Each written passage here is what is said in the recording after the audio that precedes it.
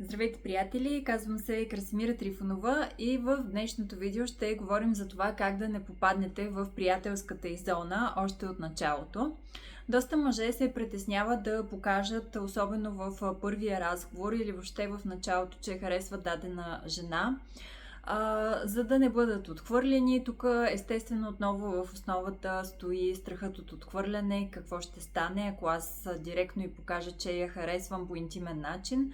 И поради тази причина те попадат доста често в приятелската зона, тъй като се държат твърде мило, поставят някаква граница поради страх от отхвърляне и тогава жената ги поставя в приятелската зона.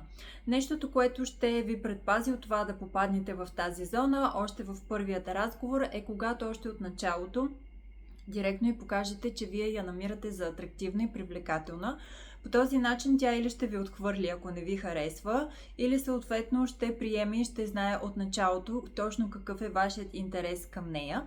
Така че препоръчвам наистина да бъдете директни, да се справите с този страх от отхвърляне, да й покажете още от началото, че я харесвате, я намирате за привлекателна и атрактивна, защото по този начин наистина ще спестите време и енергия.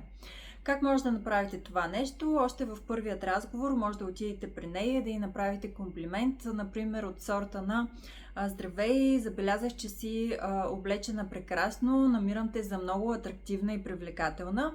По този начин наистина вие ще изявите вашият интерес и съответно няма никакъв шанс да попаднете в приятелската зона, или тя ще приеме този комплимент, защото ви харесва, или съответно ще ви отхвърли, но със сигурност нещата ще са ясни още от самото начало.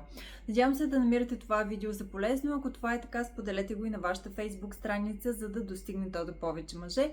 За други видеа последвайте ме на официалната ми Facebook страница Красимира Трифонова Коуч.